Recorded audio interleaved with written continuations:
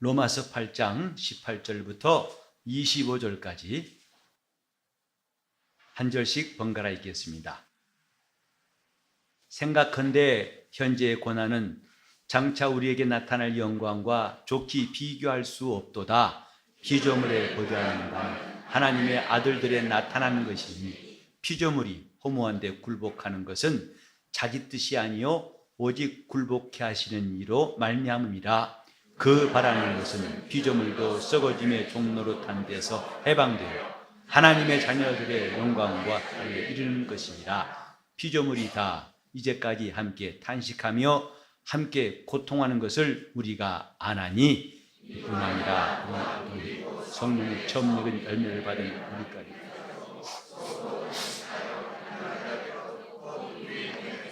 기다림이니라. 우리가 소망으로 구원을 얻었음에 보이는 소망이 아니니 보는 것을 누가 바라리요? 아니 우리가 보지 못하는 것을 바라면 참음으로 기다릴지니라.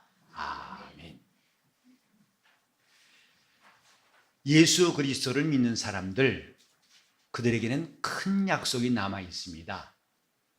우리는 이미 우리에게 이루어진 것과 또 앞으로 이루어질 것에 대해서 잘 알고 이것을 굳게 붙잡는 게 필요합니다.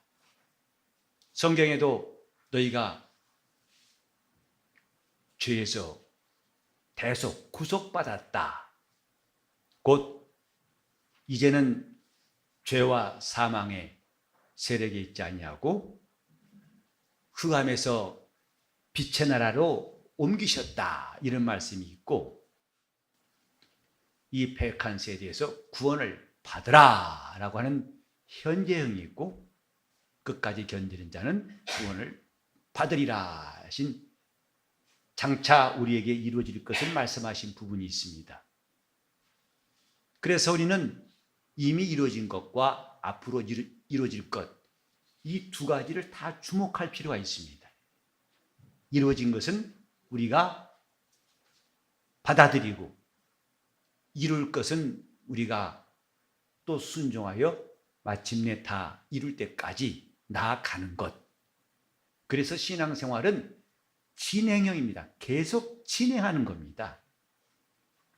애굽에서 나와가지고 그들은 한 곳에 머물고 싶었지만은 하나님의 불기둥은 그를 움직이게 했고 구름기둥은 그들을 멈추게 했습니다. 다시 움직이게 하고 멈추게 하고 이런 행진을 40년 동안 했다고 성경은 말씀하고 있죠.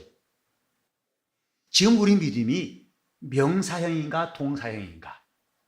명사는 머물러 있는 겁니다. 동사형이 될 때는 그 신앙은 움직이는 겁니다. 행진하는 것입니다. 왜 행진하는 것인가? 우리에게 남아있는 약속이기 때문에 그렇습니다. 다 같이 합시다. 얻은 것이 있고 얻을 것이 있다. 주신 것이 있고 주실 것이 있다.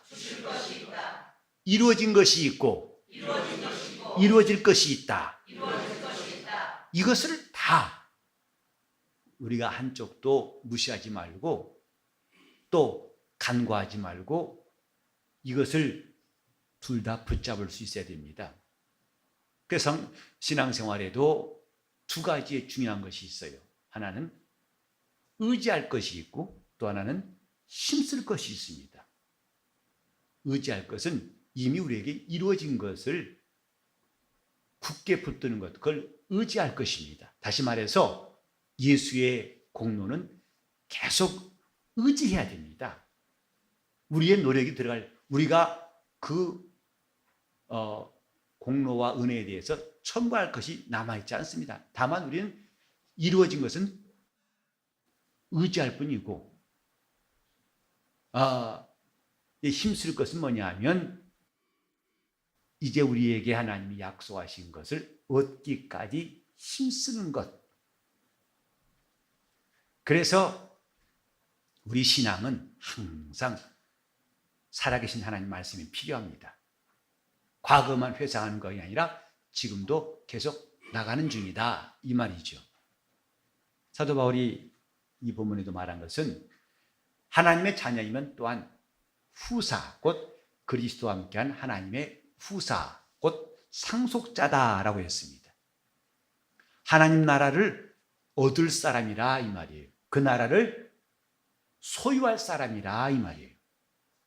예수께서도 침례 요한 이후부터 천국은 침노를 당하나니 무릇 침노한 자는 빼앗느니라. 영적 생활은 참 기가 막힌 겁니다. 하늘나라를 얻는 겁니다. 그 나라에서 기업도 얻고 영광도 얻고 보좌도 얻고 권세도 얻고 하나님이 주시는 상급도 얻고 얻는 것이 남았습니다. 하지만 그 전에 지금 우리에게 있는 것은 고난이 남아있다 했어요. 그러니 우리에게 생각할 때는 고난은 싹 빼고 좋은 것만 주시옵소서 라고 하고 싶겠지만은 주님이 우리에게 보이신 생애는 고난과 영광은 함께 오는 것이다.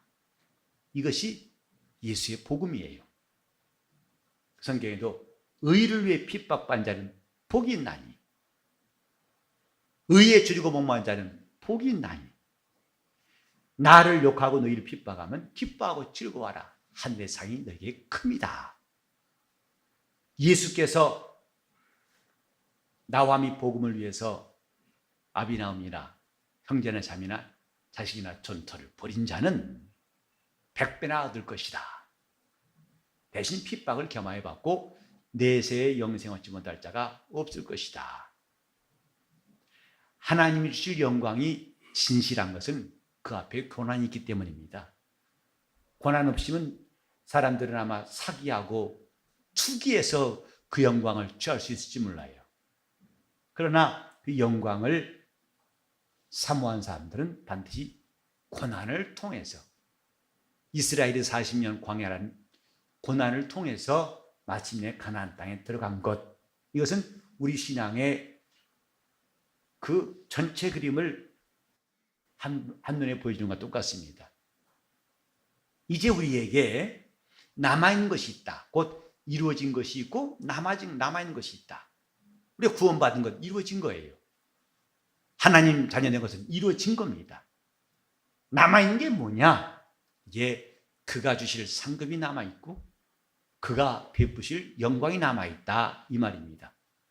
그런데 그 기간이 편안한 기간은 아닙니다. 예수님이 이런 말씀하신 적 있죠? 좁은 문으로 들어가라, 넓은 문으로 들어가라. 사람들은 주로 어디를 좋아한다고요? 왜? 좁은 문은 좁고 협착하여서 그리로 가는 이가 적음이니라.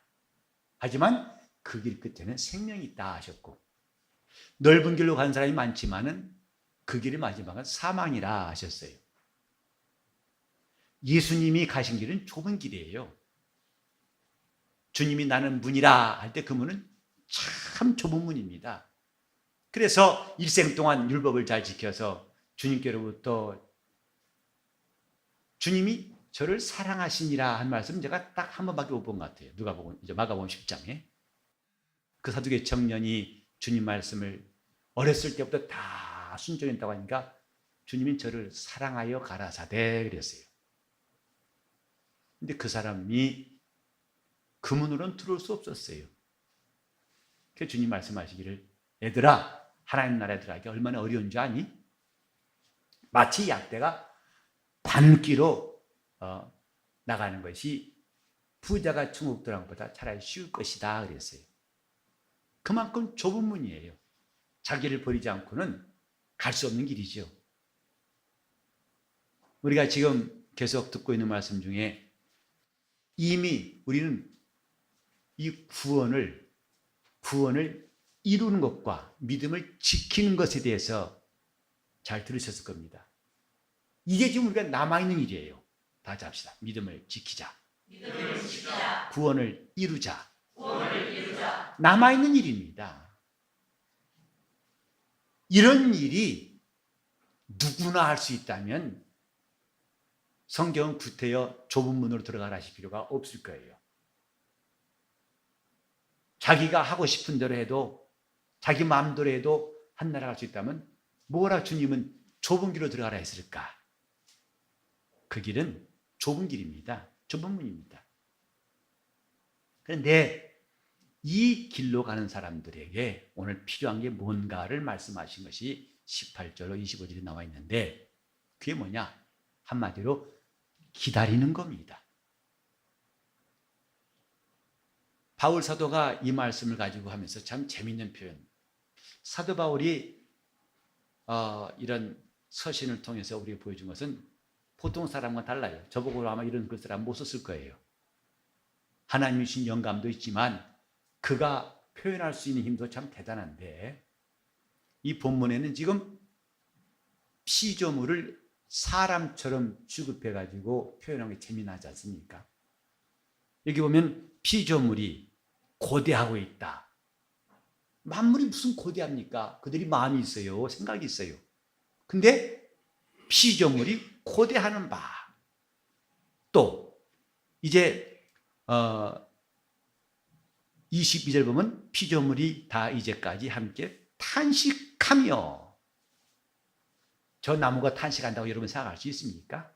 바위가 탄식한다고 할 수 있을까요? 근데 바울은 피조물이 탄식하며 고통하는 것을 우리가 아나니, 피조물도 고통스러워하더라. 재미나죠? 우리는 가끔 그런 간증 들어본 적이 있어요. 은혜 받고 나니까 꽃들도 노래하더라, 풀도 춤추더라. 그런 말 들어본 적 있죠? 전에까지는 다 풀은 풀이고 꽃은 꽃인 줄 알았는데 그 세상이 달라 보이더라 이거죠. 꽃들이 이게 활짝 피어있는 게 같이 노래소리처럼 들리고, 새들이 지저귀는 것이 단순히 새소리가 아니라 하나님을 찬양하는 것 같고, 그렇게 들렸고 느꼈다는 사람 말 들어보신 적 있죠? 아마 직접 느끼신 분도 있을 거예요.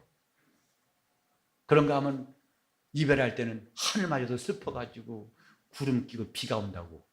하늘이 슬퍼할 리가 있나요? 구름이 눈물 흘릴 리가 있나요?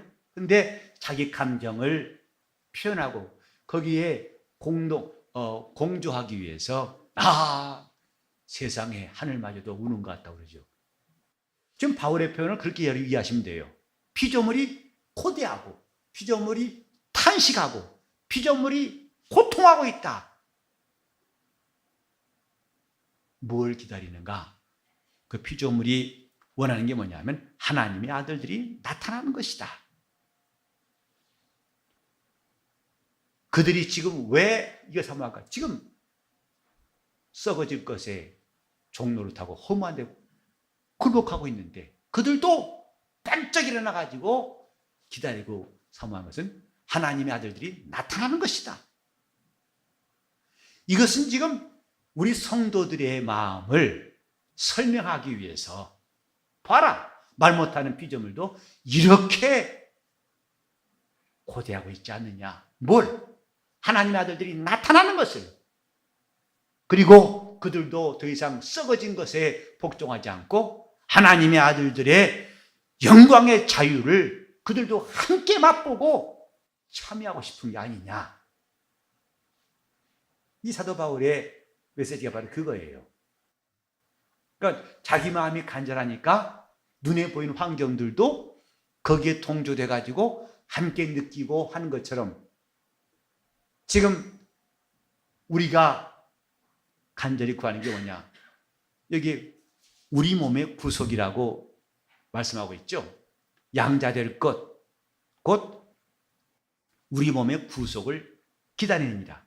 이것이 지금 하나님의 자녀들이 사모하는 것, 남아있기 때문에 기다리는 것인데, 우리 기다리는 마음만큼이나 피조물도 탄식하며 기다리고 있다. 뭘?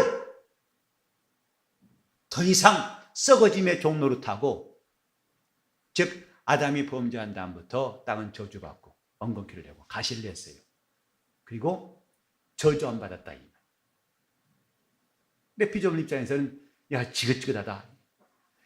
이런 역할을 끝내고 어떻게 하면 하나님의 아들의 영광의 자유에 우리도 함께 동참해서 그들에게 쓰임받을까?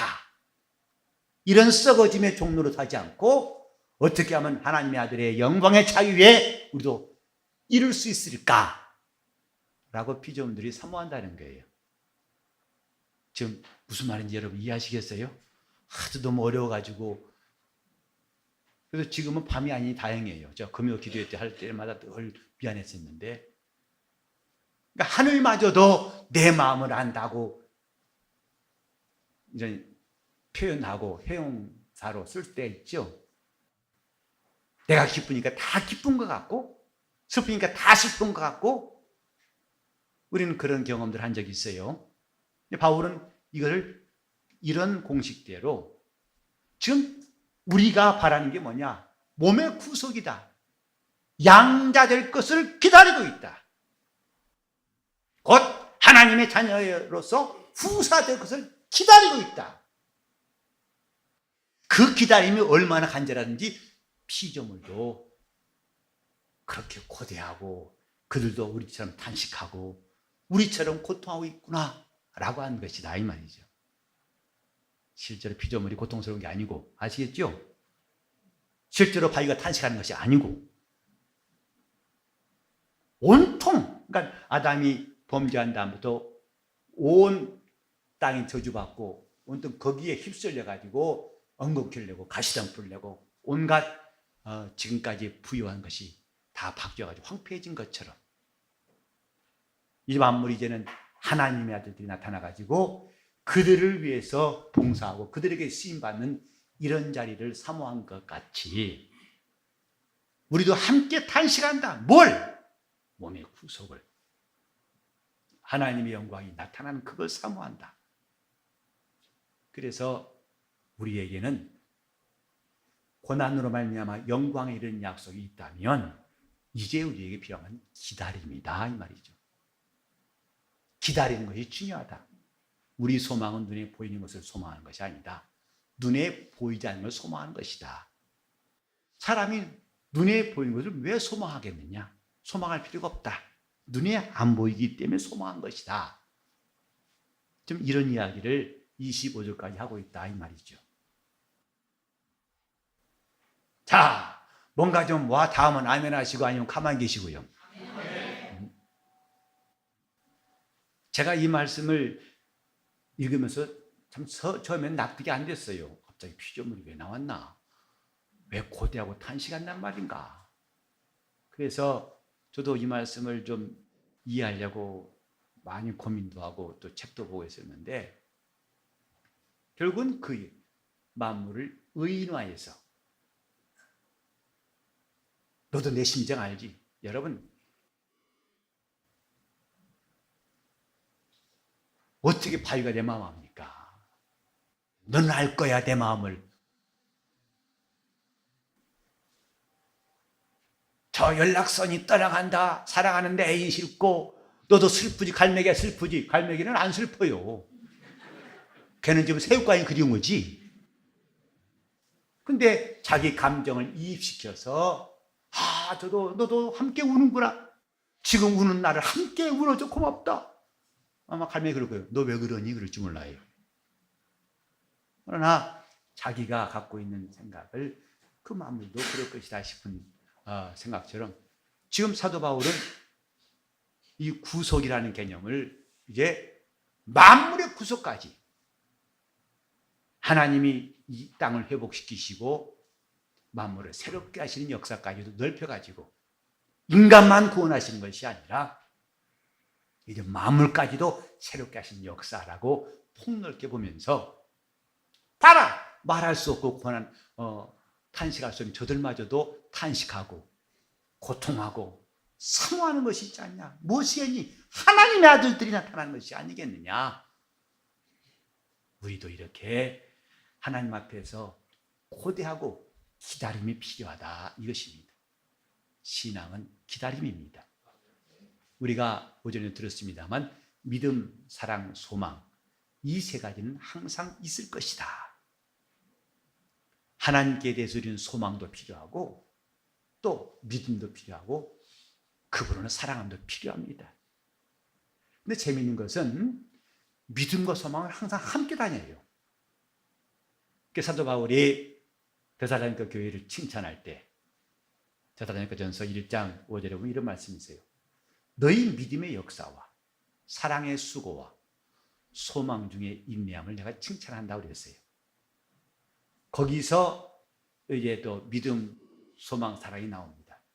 믿음의 역사, 곧 데살로니가 교회가 하나님 앞에서 믿음으로 역사한 것, 이게 바울이 칭찬하고 싶었던 거고, 사랑으로 수고한 것, 주를 사랑하여 수고를 아끼지 않고, 그 다음에 소망 가운데에서 오래 참은 것을, 그러니까 주님의 교회라면 이 세 가지 칭찬이 있어야지 않겠냐 하는 마음이 들어요.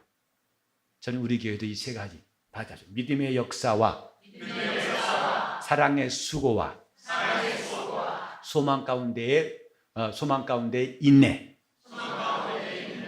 소망 가운데 오래 참는다.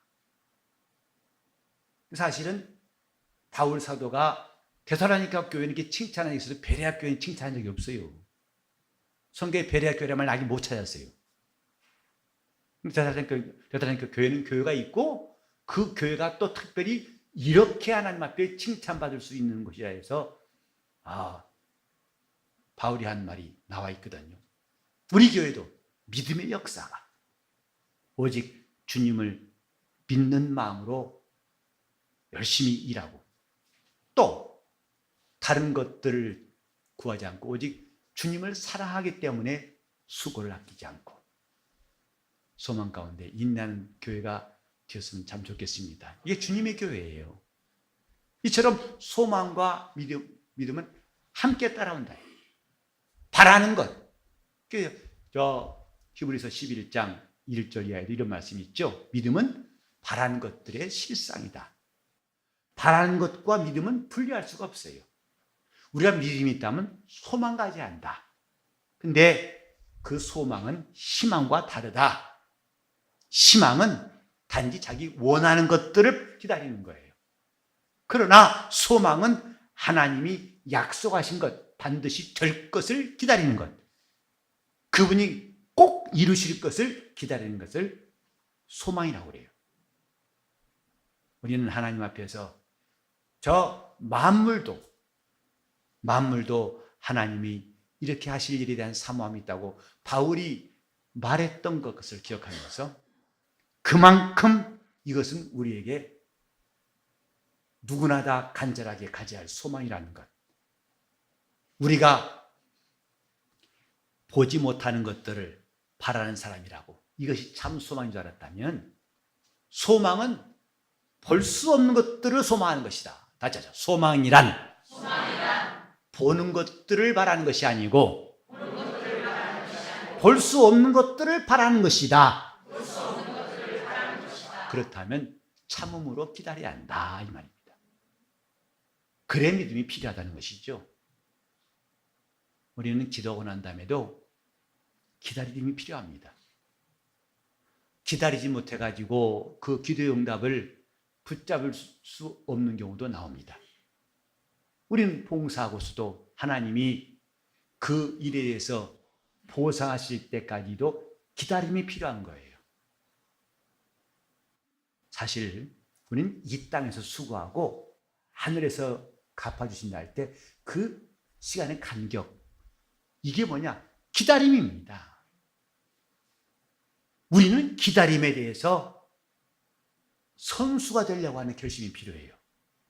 기다리는 선수들, 다른 거 뭐라도 기다림에 대한 선수들, 소망 있는 사람들, 그것은 자기 믿음을 위해서 꼭 필요한 겁니다. 자, 합시다. 기다리자. 그분이 역사하실 때까지, 그분이 나타나실 때까지, 그분이 말씀하실 때까지, 그분이 응답하실 때까지, 그분이 도우실 때까지, 그분이 우리에게 갚으실 때까지 기다리는 것, 이것은 대단히 중요한 겁니다. 날마다 우리 주님을 바라보며 기다림이 충만할 수 있기를 예수 이름으로 축원합니다. 제가 고등학교 다닐 때 교내 시화전을 했어요.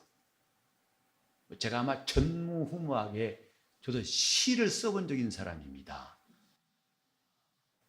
그래서 시와 함께 또 그림까지 해서 이제 학교에 제출해가지고 시화전에 저도 한 편을 출품한 사람이고 나중에는 교지에도 나왔어요. 저 이런 사람입니다. 1년에 한 번 나오는 교지에도 제가 쓴 시가 저 나중에 알았어요. 보니까 그 나와 있어서 반갑더라고요. 근데 그 시 제목이 뭔지 아세요? 석벽이에요. 돌로 된 벽. 그 처음이 뭔지 아세요? 기다림에 충만한 갈증에 흠뻑 젖어버린 날이 있었다. 이게 시작이에요. 시.